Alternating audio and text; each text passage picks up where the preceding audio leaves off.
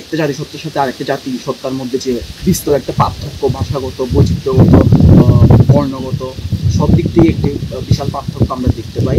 সেই হিসেবে বাংলাদেশ রাষ্ট্রে আমরা সবাই আদিবাসী, সেই মন্তব্যকে সামনে রেখে বলতে চাই যে আমরা সবাই বাংলাদেশি, আমরা কেউ বাঙালি না। আর যতই আমাদের সংবিধানে বিভিন্নভাবে উপস্থাপন করা হোক, সেই সংবিধানের উপর আমাদের এখনও প্রশ্ন চলমান।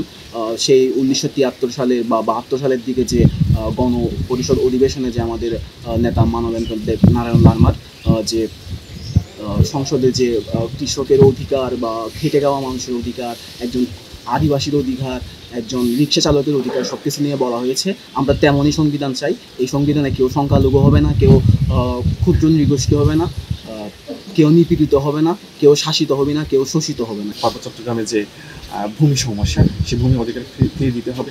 সে ভূমি অধিকার ফিরিয়ে দেওয়ার জন্য আদিবাসীর যে পথে ব্যক্তিগত মাধ্যমে একটা যে পার্বত্য চট্টগ্রাম চুক্তি আইন অনুযায়ী পার্বত্য চট্টগ্রাম বিষয়ক ভূমি কমিশন নিষ্পত্তি সেটাকে কার্যকর করতে হবে এবং চট্টগ্রামে যে একটা গণতান্ত্রিক শাসন ব্যবস্থা, যে কাঠামো, যে আঞ্চলিক স্বশাসন ব্যবস্থার মাধ্যমে যে একটা গণতন্ত্র, যে শাসন ব্যবস্থা ফিরিয়ে পাওয়ার জন্য আঞ্চলিক পরিষদ আইন এবং 3 পার্বত্য জেলা পরিষদ আইনকে যে খুব জোরালোভাবে নির্বাহী আদেশের মাধ্যমে কার্যকর করতে হবে এবং সেই সাথে যে চুক্তি বাস্তবায়ন যে পূর্ণাঙ্গ, যে 26টি বছর ধরে আমাদের যে লড়াই সংগ্রামের যে অস্তিত্ব এবং জাতীয় যে অস্তিত্ব রক্ষার যে আন্দোলন, সেটাকে অবশ্যই বাংলাদেশের সরকার, এই অন্তর্বর্তী সরকারের যে ন্যায্য দাবি অবশ্যই আমাদের মনে করি হচ্ছে গ্রহণযোগ্যতা, ন্যায্যতা অবশ্যই পাবে।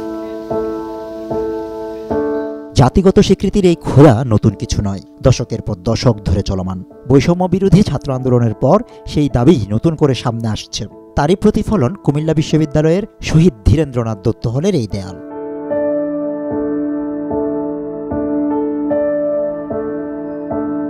ছাত্র জনতার গণ অভ্যুত্থানে শেখ হাসিনা সরকারের পদত্যাগ দাবিতে দেশজুড়ে শুরু হওয়া গ্রাফিতি অঙ্কন সংস্কৃতির অংশ হিসেবে এটি এঁকেছেন কয়েকজন শিক্ষার্থী, যা ইতিমধ্যে বেশ আলোড়ন তৈরি করেছে ক্যাম্পাস জুড়ে।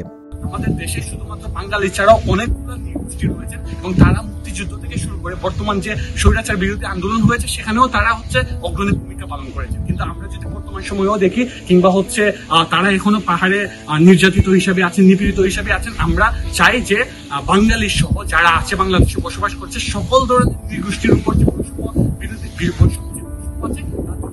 এবং এই যে বিপ্লবের যেটা সবার আকাঙ্ক্ষা ছিল, সবার আশা যেটা ছিল যে বাংলাদেশে বৈষম্য দূরীভূত হবে, আমরা আশা করি সেই বৈষম্য বাংলাদেশে আর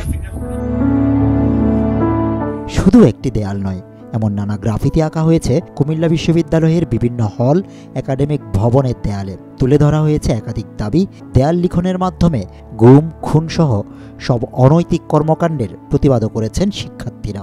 দীর্ঘ 1 মাস ধরে আন্দোলন সংগ্রাম চালিয়ে গেছে অনেক শিক্ষার্থী। তাদের যে অবদান, এটার জন্য ভবিষ্যৎ প্রজন্ম না বলতে পারে, সেই কারণে অনেকগুলো গ্রাফিতি এখানে করা হয়েছে। যে কোনো সরকারি আসুক, যারা আমাদের সাধারণ শিক্ষার্থীদের এবং সাধারণ জনগণের দাবি আদায় করতে পারবে এবং কি সুষ্ঠুভাবে দেশ পরিচালনা করতে পারবে, সেই দাবি আদায়ের লক্ষ্যে মূলত আমাদের এই গ্রাফিতিগুলা এবং কি সেগুলাতে আমাদের নিজেদের দাবি আদায় এবং আমাদের যে ভাইয়েরা শহীদ হয়েছে তাদের যে রক্তক্ষয়ী সময় আমরা পার করেছি সেগুলোকে স্মরণ রাখার জন্যই মূলত আমাদের এগুলো অঙ্কন করা হয়েছে।